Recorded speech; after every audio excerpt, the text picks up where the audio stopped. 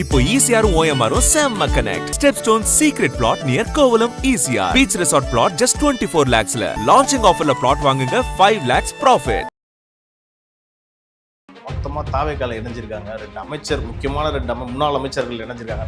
இது வரவேற்க வேண்டிய விஷயமா தான் நாம ஆல்ரெடியிலேருந்து சொல்கிறோம்.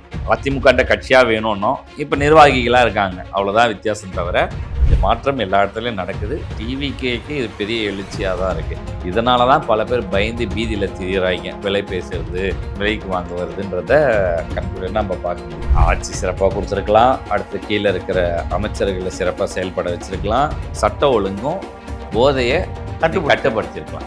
எல்லாம் கீழே இருக்கவன் பார்த்துப்பான், நம்ம எது செஞ்சாலும் கீழே இருக்கவன் பார்த்துப்பான்னு விட்டீங்க. கீழே இருக்கவன் பார்த்து விட்டான். ஒரு 10 எம்எல்ஏ வாங்கறதுக்கு 50 கோடி 100 கோடி ஆஃபர் பண்ணுறான்.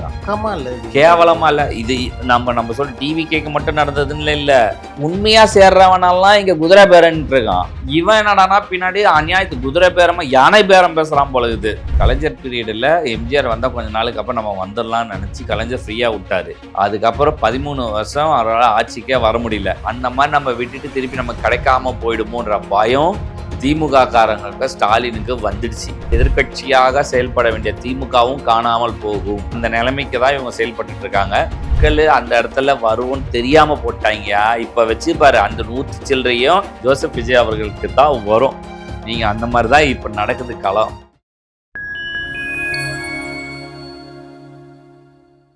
நேயர்களுக்கு வணக்கம். இன்றைய சீகே டாக் நிகழ்ச்சியில் பல்வேறு அரசியல் மற்றும் சமூக நிகழ்வு குறித்து உங்கள் சீகேவோடு பேசவிருக்கிறோம். வாருங்கள், நிகழ்ச்சிக்குள் செல்லலாம். சார் வணக்கம். வணக்கம் தேவா.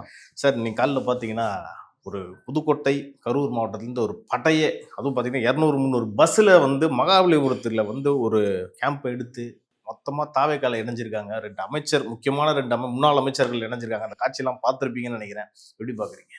நம்ம என்னப்பா பார்க்குறது, நம்ம தான் முதலே சொல்லிட்டோம். நம்ம தான் ஃபர்ஸ்ட் ரிலீஸ் பண்ணி எவ்வளோ பேர் வருவாங்கன்ற வரைக்கும் சொல்லிட்டோம். நமக்கு அது புதுசாக வரலை.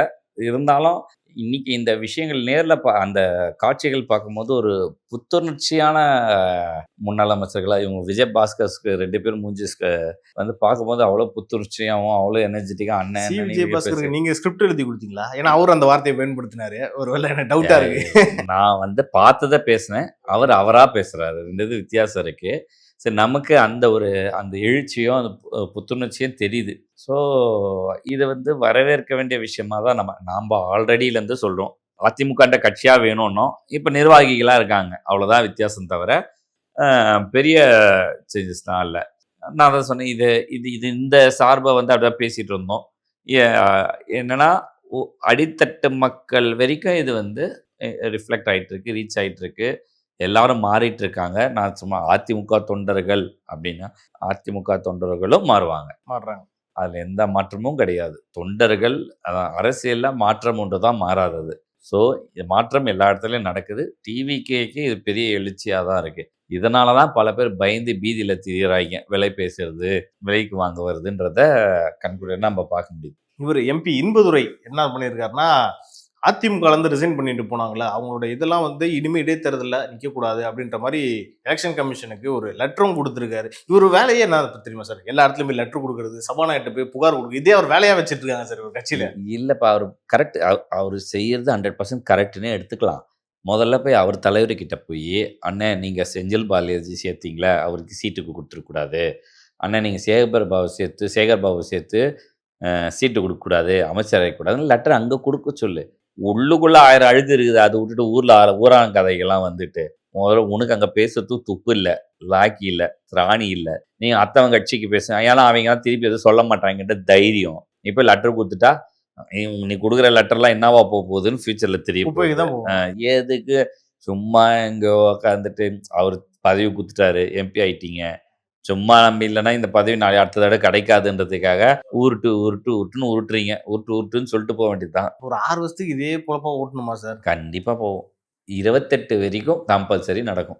இன்னொரு விஷயம், செந்தில் பாலாஜி மேட்டர் நம்ம நேற்றே பேசிகிட்டு இருந்தோம். இந்த குதிரை பேரெல்லாம் நடக்குதுன்ட்டு இன்னைக்கு 4 பேர், இன்னும் மேலும் ஒரு 4 பேர், 12 பேர் இது வரைக்கும் அரெஸ்ட் ஆயிருக்காங்க. இன்னும் எவ்வளோ போகுதுன்னு தெரியல லிஸ்ட்டு.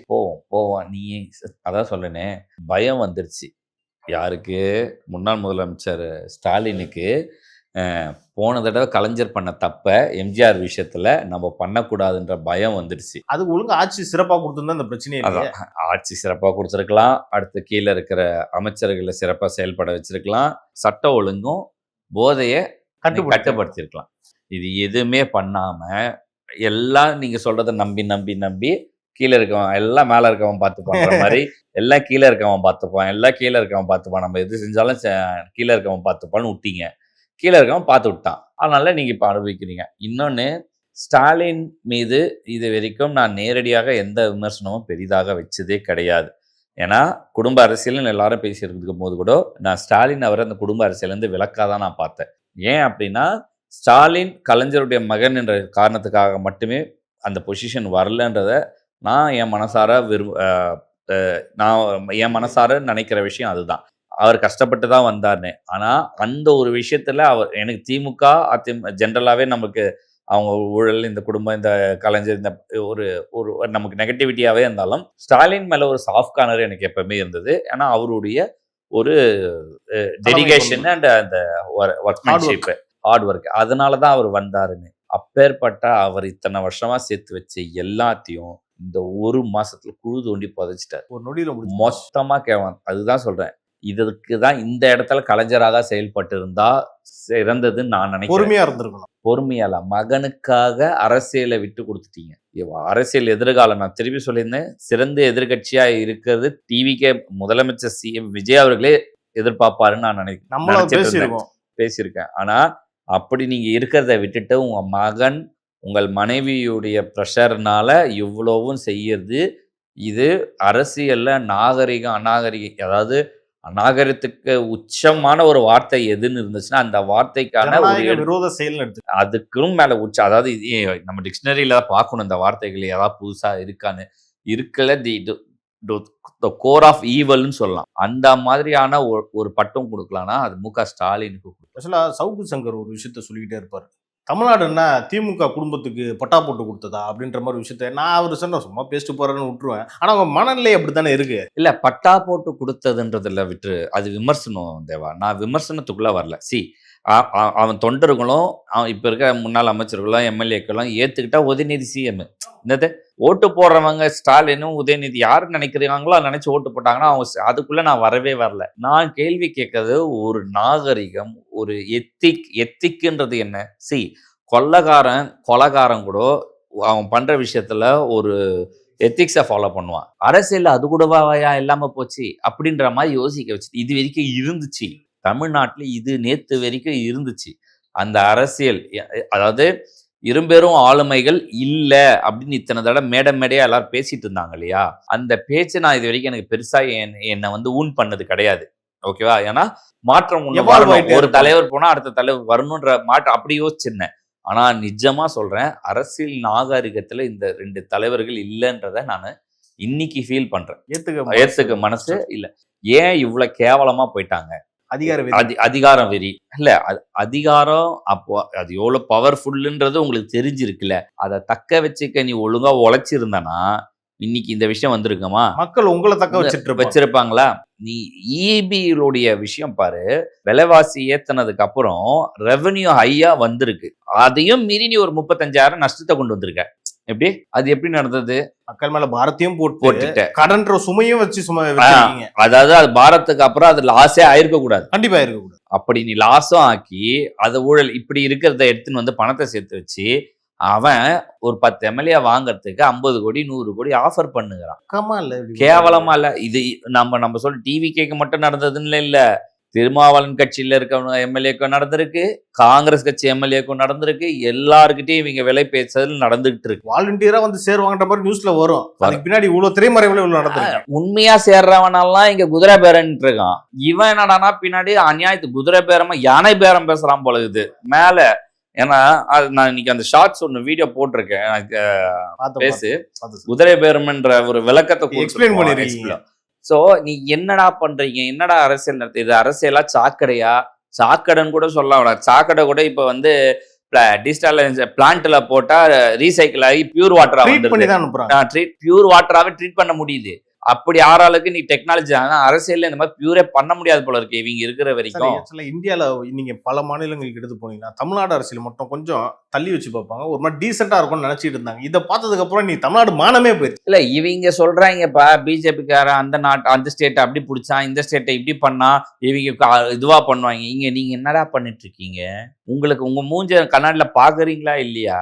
இவ்வளவு கேவலமான செயல். இப்போ நான் இன்னொன்னு கருத்து இங்க பதிவு பண்றேன். நான் இப்போ 2 நாளுக்கு முன்னாடி கூட சொல்லேன், கரூர் சம்பவத்துல உயிர் பலி ஆகும் நம்பி இவங்க இதை செஞ்சிருக்க மாட்டாங்கன்னு நான் நம்பினல, அதையும் நான் மாத்திக்கிறேன். இவங்க அது ஆகிறதுக்காக கூட இவங்க பண்ணிருப்பாங்கன்னு இன்னைக்கு எனக்கு என் கருத்தை நான் மாத்தி பேசி பதிவு பண்ண. அவ்வளவு கேவலமான செயல்கள் பண்ண ஆரம்பிச்சிட்டாங்க. இதனால என்ன நடக்கும்ன்ற அப்ப அந்த கொளத்தூர்ல ஒரு அசம்பாவிதம் நடந்திருக்க மாதிரி போச்சு. அப்ப அங்கேயும் அந்த பிளான் நடந்திருக்கு. அந்த டைம்ல அட்லீஸ்ட் அது நடக்க வச்சிருந்தா அதை வச்சு பெரிய அரசியல் இது heart of the movement election டைம்ன்றதுனால அது பெரிய ஒரு இதுவா இருக்கும். அந்த விஷயத்தையும் தடுக்கிறாங்கன்னு இவர் அமைச்சர் ஆதவர்ஜுனா குற்றச்சாட்டு வச்சிருந்தாரு. அதுல உண்மை இருக்கு நான் நம்புறேன். நான் அன்னைக்கு பண்ணும் போது இது அரசியல் ஒரு இதுவா தான் நான் யோசிச்சேன். ஜென்ரலா ஒருத்தர் நம்மளுக்கு பண்றாங்க அதுக்காக கவுண்டர்னு. பட் ரியாலிட்டி பார்த்தா அப்படிதான் நடந்திருக்கு. இவங்க எங்கேயுமே நியாயமா தர்மமா எத்திக்கா எதுவுமே நடக்கலன்றது தெரிஞ்சிச்சு. ஓகே, அப்ப பவருக்காக எந்த எக்ஸ்ட்ரீமுக்கும் போக துணிஞ்சிட்டாங்க. என்னன்னா தேவா, அதான் கலைஞர் பீரியட்ல எம்ஜிஆர் வந்தா கொஞ்ச நாளுக்கு அப்புறம் நம்ம வந்துடலாம்னு நினைச்சு கலைஞர் ஃப்ரீயா விட்டாரு. அதுக்கப்புறம் 13 வருஷம் அவரால் ஆட்சிக்கே வர முடியல. அவர் யுஎஸ் ட்ரீட்மெண்ட் எடுக்க போகும்போது கூட என்கிட்ட கொடுங்க நான் வந்தா திருப்பி கொடுத்துட்றேன்னு கெஞ்சி குத்தாடி கூட ட்ரை பண்ணாரு கலைஞர். அப்பவுமே அவருக்கு அந்த வாய்ப்பு கிடைக்கல. அந்த மாதிரி நம்ம விட்டுட்டு திருப்பி நமக்கு கிடைக்காம போயிடுமோன்ற பயம் திமுக காரங்களுக்கு ஸ்டாலினுக்கு வந்துடுச்சு. ஓகேவா, ஒருத்தர் சைலண்டா போயிட்டாரு. அவர் தெரிஞ்சிச்சு நமக்கு 8-9,000 கோடி அதிமுக சொத்துக்குது, அதை நம்ம காப்பாத்திக்கலாம், எவன் போறானா போட்டோம், கட்சி நம்ம கையில இருக்கட்டும்னு ரொம்ப தெளிவா அவரே வழி அனுப்பி விடுவார்னு நினைக்கிறேன். அவரே போன்னு அனுப்புவாரு. நான் இந்த இடத்துலதான் அதையும் பிரேக் பண்றதுக்கு எவனோ ஒருத்தன் வருவான், அதையும் காலி பண்ணி விடுவான், எடப்பாடியும் தூக்கி வெளியே போடுவான்னு நான் சொல்றேன். நடக்கும், வெயிட் பண்ணிப்பாரு. ஒருத்தர் அந்த கொள்ளை எல்லா இடத்துலயும் இவங்க பணத்தை மட்டும்தான் பாக்குறானுங்க. இவ்வளோ பணத்தை வச்சு என்னப்பா பண்ண போறானுங்க? நீ உழைச்சி சம்பாதிச்சா கூட பரவாயில்ல, வயிற்றுல அடிச்சுல சம்பாதிக்கிற என்ன உனக்கு? இது அந்நியன் படத்துல அந்த தண்டனை கொடுக்குறாங்க. அவர் இப்ப அந்த காசு நலஞ்சிட்டு இருந்தவனுக்கு காசை சாப்பாடா சொல்லுவாங்க. எனக்கு அந்த இது காசு சாப்பிட எனக்கு அதுல அது வர ஒவ்வொரு இது இருக்கு இல்லையா தண்டனைகள் இக்கும் பக்குமே, அதான் அந்த ஒரு மொழி எனக்கு தெரியல. விவேக் கிண்டல் பண்ண மொழி தான் தெரியுது. பட் அந்த மாதிரியான கும்பி பாகம் இந்த மாதிரியான தண்டனை இவங்களை ஒவ்வொருத்தரும் கொடுக்கணுன்ற கண்குளிர நம்ம பார்க்கணுன்ற. இது மேல போயெல்லாம் பண்ணக்கூடாது. ஏன்னா நம்ம கிட்ட இருந்து எடுத்து இவ்வளவு பண்ணி நமக்கே இவ்வளவு டார்ச்சர் பண்றாங்கன்னா இவங்களெல்லாம் நேரடியா நம்ம பார்க்கணும். கொஞ்சம் சாடிஸ்ட் மாதிரி தெரியுதுல்ல நம்ம பேசும்போது. மக்களை மன்னிச்சிருங்க. இருந்தாலும் நமக்கு அவ்வளோ கோபம் வருது. அவ்வளோ ஒரு பொது ஜனமா இருந்து பார்க்குற இடத்துல மக்கள் ஓட்டு போட்டு தேர்ந்தெடுத்த விஷயத்த நீங்க சொல்றீங்க எதிர்த்து மீதி போட்டாங்க. மக்கள் அந்த இடத்துல வருவோன்னு தெரியாம போட்டாங்கயா. இப்ப வச்சு பாரு, அந்த 100 சில்லறையும் ஜோசப் விஜய் அவர்களுக்கு தான் வரும். நீங்க அந்த மாதிரிதான் இப்ப நடக்குது களம். ஏன்னா இந்த பியூரோக்ராட்ஸ் இந்த ஊழல் இருக்கு இல்லையா, கீழே இருக்கிற இதெல்லாம் மக்கள் ருசிக்க ஆரம்பிச்சிட்டாங்கன்னு சொன்னல, அது ஸ்டாலினுக்கு ரொம்ப பயம் ஏத்திடுச்சு. இத மக்களுக்கு தெரிஞ்சிச்சுன்னா இதுக்கப்புறம் மக்கள் மாத்தவே மாட்டாங்களே. என்னடா நல்லாட்சி நடந்துகிட்டு இருக்கு, இவருக்கு செட் அந்த மக்கள் மாத்தி ஓட்டு போட மாட்டாங்களேன்னு இந்த மாதிரி குறுக்கு வேலை எல்லாம் செஞ்சுட்டு இருக்காங்க. இது இவங்களுக்கே பேக் ஃபயர் ஆகும். நான் திருப்பி சொல்றேன், எதிர்கட்சியாக செயல்பட வேண்டிய திமுகவும் காணாமல் போகும். அந்த நிலைமைக்கு தான் இவங்க செயல்பட்டு இருக்காங்க. மகனுடைய பாசத்தால் விழுந்தார் ஒரு மன்னர் ஆட்சி அப்படின்னு சொல்லலாம். ஆக்சுவலா சார், இப்போ கூட சண்முகம் அவர்கள் ஒரு விஷயம் இன்னைக்கு ஸ்டேட்மெண்ட் சொல்லியிருக்காரு. என்னன்னா 6 மாசத்துல இந்த ஆட்சி கவுளும் சொன்னீங்களே, நேற்று செந்தில் பாலாஜி இஷ்யூவும் நடந்திருக்கு, இப்படிதான் கவுக்க போறீங்களான்ற மாதிரி அவர் ஓப்பனாவே ஒரு டிக்ளரேஷன் பண்ணியிருக்காரு.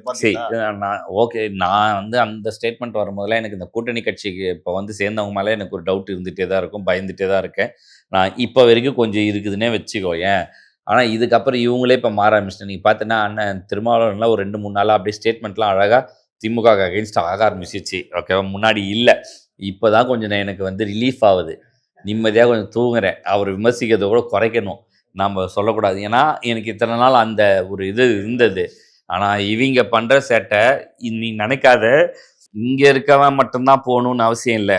கம்யூனிஸ்ட் கட்சியில் 2 பேரில் ஒருத்தன் போய் 2 பக்கம் 2 எல்லாத்துல ஒன்று போனாலும், காங்கிரஸில் 5ல் 1 2 போனாலும், திருமாவளவன் அவர்லேருந்து 1 போனாலும் 5 6 போச்சுன்னா மெஜாரிட்டி டேமேஜ் வந்துடும். அதுக்கான அவ்வளவும் பண்ணுறாங்க. இன்னும் அடுத்த 15 நாள் வெளிநாடு பயணத்துலேருந்து இதை மட்டுமே கடைசி ட்ரையாக ஃபுல்லாக இறங்கி வேலை பார்க்க போகிறதா கேள்வி. அப்ப லண்டன் போனதுக்கு காரணம் அதுதான், அங்கேருந்து அதுதான் பண்ணுறதா கேள்வி. இந்த 15 நாள் என்ன பண்ண முடியுமா, சாணதான பேத தண்டம்னு நம்மளுடைய சிக்னேச்சர் டைலாக் தான் சொல்லணும். அவ்வளோத்தையும் ட்ரை பண்ண போகிறாங்க. இந்த நேரத்தில் நான் டிவிகே எம்எல்ஏக்களுக்கும் நிர்வாகிகளும் வைக்கிற ஒரே வேண்டுகோள், இது மக்கள் மாற்றத்துக்கான கொடுத்த ஓட்டு, தலைவர் விஜய் அவர்களுக்காக சிஎம் ஆகிறதுக்காக கொடுத்த ஓட்டு. இதை தயவு செஞ்சு மிஸ்யூஸ் பண்ணிடாதீங்க. இதை பண்ணிங்கன்னா வரலாறுலேயே நீங்கள் வரலாற்றில் கூட உங்கள் பேர் வராத அளவுக்கு உங்கள் பெயர் அழிக்கப்படும். இல்ல சார், அந்த வகையில அந்த எம்எல்ஏ உண்மையிலே பாராட்டலாம். ஊத்தங்கரை இளையராஜா நினைக்கிற எம்எல்ஏ 35 கோடி ரூபாய் சாதாரண காசா சார்? இது பேரம் பேசினோடனே வேற எம்எல்ஏப்பா, அவரு இப்ப அமைச்சர் கூட கிடையாது. அவருக்கு லைஃப் லைன் செட்டில்மெண்ட் எப்படியோ இந்த முதலமைச்சர் வந்து ஊழல் பண்ணக்கூடாதுன்னு சொல்லிட்டாரு. எந்த வழியிலயும் உனக்கு வாய்ப்பு இல்லை அப்படின்னா இந்த பணத்தை வாங்கலாம். சரி, அதுதான் நான் அன்னைக்கு அந்த வீடியோலயுமே பதிவு பண்ணேன். அவரை நம்ம பாராட்டணும். பட் வராத சில பேருக்கோ, இந்த இன்ஃபர்மேஷன் பாஸ் பண்ணாத சில பேர், எனக்கு வந்த தகவல் கிட்டத்தட்ட 18 எம்எல்ஏக்கள் இவங்க பேசி தூண்டில் போட்டதில்ல. ஓகேவா? இந்த 18 எம்எல்ஏக்கள்ல மற்ற சிலரை பற்றி என்ன தலைமைக்காவது இன்ஃபர்மேஷன் கொடுத்துருக்காங்களா? ஏன்னா நமக்கு அது அந்த இன்ஃபர்மேஷன் வரல. அது கொடுத்துருக்காங்கன்னா அவங்கள பரவாயில்ல. மீதி எனக்கு அந்த பயம் இருக்கு. நான் ஆனால் ஒன்று சொல்கிறேன், எனக்கு பயம் இருந்தெல்லாம் பிரயோஜனம் கிடையாது. உங்களுக்கு அந்த பயம் இருக்கணும். ஏன் அப்படின்னா, ஒரே ஒரு முகத்துக்காக தான் ஓட்டு, ஒரே ஒருத்தர் தான் தலைவர், ஒரே ஒருத்தர் தான் சிஎம். அதுக்காக மக்கள் போட்ட ஓட்டு. நீங்கள் அதில் ஏதாவது தவறும் பட்சத்தில் அரசியலின் ஒளியோ உங்களுக்கு வாழ்க்கையிலையோ சத்தியமாக எதிர்காலமே இருக்காது. அதுக்கு ஒரு எக்ஸாம்பிளும் சொல்லிக்கலாம். நம்ம எடப்பாடி தொகுதியில் ஒரு கேண்டிடேட் வந்து வெளில போனார். அவர் என்ன ஆனார்னு இன்னைக்கும் தெரியல. ஆனா அந்த விஷயம் நடந்ததுக்கு அப்புறம் அதிமுக ஒரு கட்சியே நீ காணாம போச்சு. ஸோ நீங்க அதான் சொல்றேன், அவர் தலைவர் கிடையாதுன்னு சொன்னேன், சுயநலவாதி. அதை நம்பி ஒருத்தன் சுயநலமா போனா காணாம போனான். இங்கேயும் அதுதான், தலைவர்கள் வேறு சுயநலவாதிகள் வேறு. நல்லா தெரிஞ்சுக்கலாம். தலைவர் அடுத்தவன் குடியை கெடுத்து ஒரு விஷயத்த செய்ய மாட்டான். அடுத்த குடியை கெடுத்து செய்யணும்னு நினைக்கிறவன் தலைவனாவே இருக்க மாட்டான்.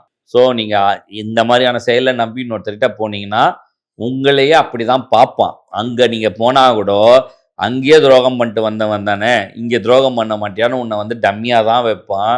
உன்னை யாரும் மதிக்க மாட்டான். உன் குடும்பத்தில் இருக்கவங்க கூட மதிக்க மாட்டாங்க. உனக்குலாம் என்ன ₹1 செலவு பண்ணாமல் இன்னைக்கு ஜெயிச்சு உக்காந்துருக்க, வாழ்க்கையில் உனக்கு என்ன துப்புன்னு கேட்பாங்க. அதனால் அந்த மாதிரியான எண்ணங்களில் வச்சுக்காதீங்க. கட்சியிலே சேரலனா கூட ரோட்ல நடந்து போனா காரி துப்ப மாட்டானுங்க. நாளைக்கு இருக்க ஊரை நான் தமிழ்நாட்டை விட்டே ஓடினோம். அப்படிதான், வேற வழி அது முடியாது. அதுதான் நடக்கும். ஸோ அதனால தயவு செஞ்சு உங்களுக்கு வைக்கிற வேண்டுகோள், நான் வந்து இந்த இதில் பேசப்பட்ட சில நபர்கள், கூட்டணி எம்எல்ஏக்கள் எல்லாருக்குமே வைக்கிற வேண்டுகோள், இந்த ஒரு விஷயத்தை இழந்துடாதீங்க. கூட்டணி திருமாவளவன் போன்றவர்களுக்குமே அந்த எம்எல்ஏக்கும் நான் சொல்கிறது என்னென்னா, அதிகார பகிர்வுன்றது கனவாகவே இருந்ததை நினைவாக்கி கொடுத்துருக்காரு. இதை யோசிங்க.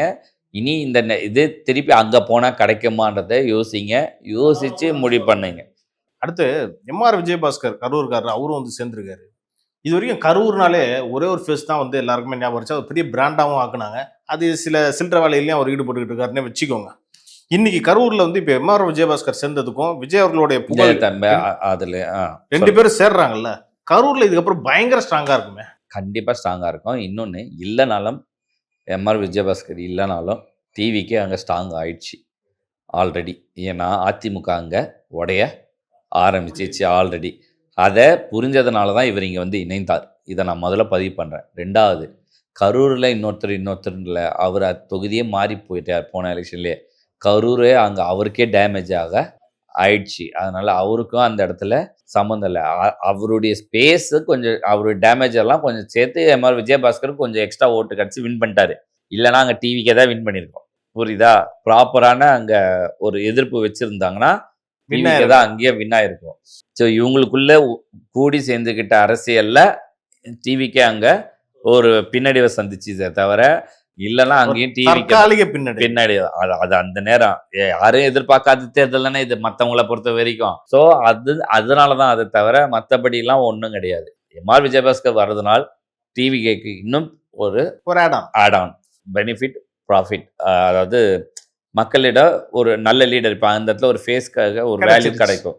Okay sir. அடுத்த மாதிரி வேலுமணி தாவேக்கால சேருவாரா மாட்டாரான்ற ஒரு கேள்விக்குறியாவே இருக்கு. அவர் தெளிவா சொல்லிட்டாரு, ஒரு உறுப்பினராக தான் நான் இப்போ அதிமுக இருக்கனாலே முடிஞ்சு போச்சு. அவருக்கு இன்னைக்கு ஒரு தேதி கொடுத்துருப்பாங்கன்னு நினைக்கிறேன். எனக்கு அப்படிதான் தோணுது தாவேக்கால. இல்லை, நான் அண்ணன் வேலுமணி அவருக்கு வைக்கிற வேண்டுகோள் என்னன்னா, இப்படியே எல்லாரும் போனீங்கன்னா பூனைக்கு யார் மணி கட்டுறதுன்னு ஒன்று இருக்கு. அந்த மணி நீங்களா இருங்க அப்படின்னு நான் கேட்குறேன். எடப்பாடியை காலி பண்ணி அந்த இடத்த நீங்கள் டேக் ஓவர் பண்ணிட்டு இருக்கிற எல்லா எம்எல்ஏவும் வெளியிலேருந்து டிவிக்கு ஆதரவு கொடுங்க. இப்படி இருந்தால் அடுத்த 5 வருஷம் அதிமுக லைவ்லியாவது இருக்கும். அடுத்த கூட்டணி எம்பி தேர்தல் வரும்போது கூட்டணி வச்சுக்கிட்டா நீங்களும் லைம்லைட்டில் இருப்பீங்க எல்லாமே.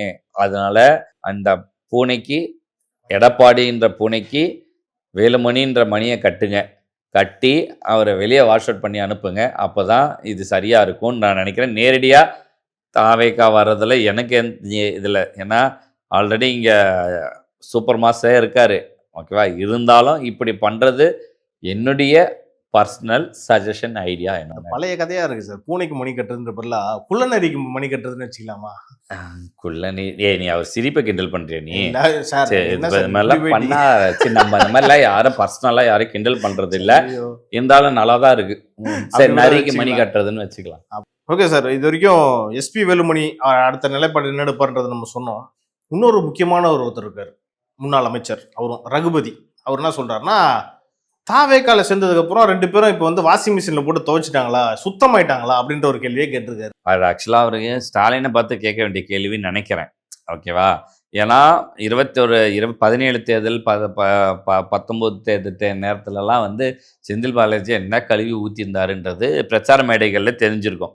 என்ன பேச்சு. ஆமாம், ஓகேவா. இவங்க தான் பெட்டிஷன் போட்டு தேர்தலே நடத்த விடாமல் தள்ளி வச்சது. ஓகேவா. அவர் உங்கள் கட்சிக்கு வந்தவொன்னு தூய்மை ஆயிட்டாரா?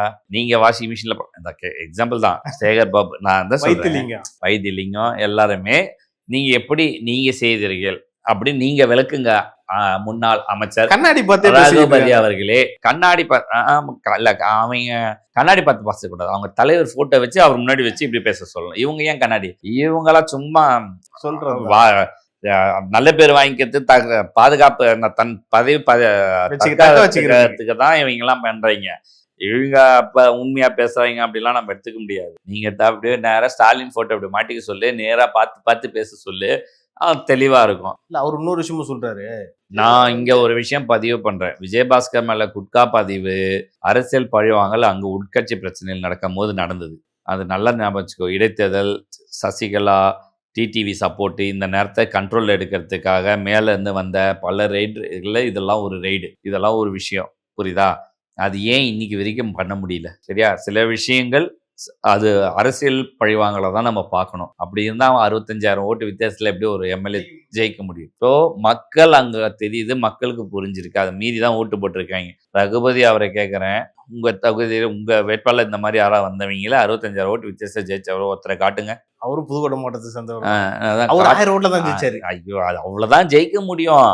அதுவே போயிருக்கணும். Just miss. அந்த ஃபார்முலா சார் எப்படி ஜெயிச்சான்? அதான் அது நம்ம விளக்கமா ஏற்கனவே சொல்லியிருக்கோமே, 4 மணி ஃபார்முலா. இனிமேல் மக்களே 4 மணி ஃபார்முலால ஜெயிச்ச பல பேர் இருக்காங்க. அவங்கள வந்தாலே நீங்க 4 மணி ஃபார்முலான்னு பேசுங்க, ஓடி போயிடுவாங்க நான் நினைக்கிறேன். ஜெயலலிதா வந்து அந்த கட்சத்தீவுன்னு சொன்ன மாதிரி ஓடுவாங்க. 4 மணி ஃபார்முலா பல 15-20 பேருக்கு மேல நீ ஜெயிச்சவங்கள 4 மணி ஃபார்முலால தான் இருக்காங்க. இந்த பக்கம் அந்த பக்கம் எடப்பாடி தொகுதியில கூட அப்படிதான் ஜெயிச்சிருப்பாருன்னு எனக்கு இன்னும் டவுட் ஆகுது. எல்லா பூத் எல்லா ஆளுங்க, ஏன்னா வேட்பாளரே மற்றவங்க எல்லாம் வேலைக்கு வாங்குறது பெரிய விஷயமா? இப்போ ஒரு எம்எல்ஏ 100 கோடி கொடுக்குறாங்க, அன்னைக்கு கொடுக்க மாட்டாங்களா எல்லாருக்கும்? எவ்வளவு கொடுப்பாங்கன்னு தெரியல. இல்ல, இன்னொரு விஷயம் எனக்கு டவுட் சார். எனக்கு குதிரை பேரும் தாவேக்காவை குரல் கேட்கறாங்க. ஓகே, திமுக செந்தில் பாலாஜி இவ்வளவு விஷயம் நடந்துகிட்டு இருக்கு, ஒரு வார்த்தை எடப்பாடி வாயிலிருந்து வரல, அதிமுக காரன் வாயிலிருந்து வரல. எப்ப எடப்பாடி பேச தெரியல, சைலண்ட் மோட் போயிட்டாரு. தெரியல, எப்ப பேசினாரு கடைசியா ஞாபகம் இருக்கா உனக்கு? ஏதாவது சொல்ல? இல்ல, துபாய் லண்டன் எங்க போயிட்டு? ஆமாமா, லண்டன் கிண்டன். அவர் மகனே வந்து கட்சிக்குள்ள கொண்டு வரதுக்கு தீவிரமா யோசிச்சுட்டு உட்காந்துருக்காரு. அவர் வந்து சைலண்ட் மோட் போய் இப்ப எவ்வளவு நாள் ஆயிடுச்சு. அவர் பத்தி எல்லாம் பேசாது, செல்ஃப் எடுக்காது, வேஸ்ட். அதாவது மற்றும் பலர் மற்றும் சிலர் இப்போ மற்றும் பலர் போய் இப்போ மற்றும் சிலர்ன்னு சொல்லி ஆரம்பிச்சிடலாம். ஓகேவா? அந்த பலருக்கு கூட அவர் தகுதி இருக்காதுன்னு நினைக்கிறேன். இன்னொரு விஷயமா ரகுபதி சொன்னாரு சார், என்னன்னா கரூருக்கு இப்ப விஜய் போறாராம், அதுக்கு முன்னாடி செந்தில் பாலாஜியை அரெஸ்ட் பண்ணணுமா, இது அரசியல் பழி வாங்கலாம். ஆமா, விஜய் அவர்கள் பிரச்சாரத்துக்கு கரூர் போகும்போது நீங்க வந்து அந்த ஒரு பெரிய ஒரு இன்சிடென்ட் செய்வீங்களாம், அது நீங்க செய்யலாம்.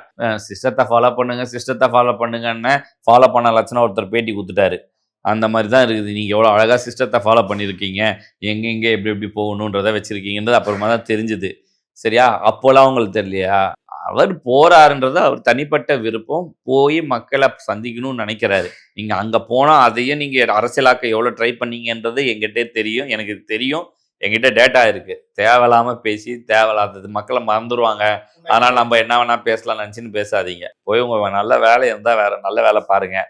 நீங்கள் உங்கள் அரசியலில் இன்னும் கொஞ்ச நாள் தான் இருக்கும்னு நான் நினைக்கிறேன். நீங்கள் இப்படிலாம் பண்ணிட்டு இருக்கிறதுனால எதிர்காலம் இல்லை ஒழுங்காக துண்டு போட்டு டிவிகே பக்கம் போயிடுங்க. அவர் காலேஜ் வச்சிருக்காரு. ஆமாம், காலேஜை போய் நடத்த சொல்லுவோம், அவ்வளோதான். மதியம் காலேஜ் நடத்துங்க, அவ்வளோதான் உங்களுக்கான பதில். சிகே டாக்ஸ் மூலியமா உங்களுக்கு ஒரு அறிவு. பல பேர் எனக்கு தெரிஞ்சு விஜய் சிஎம் அவர்கள் வரவுக்கு பிறகு பல பேர் ஒன்று பழைய தொழிலுக்கே போயிடுவாங்க, இல்லை ஏற்கனவே சேர்த்து வச்ச காசு வச்சுன்னு போயிடுவாங்க, வெளிநாடுகளில் செட்டில் ஆகிடுவாங்க.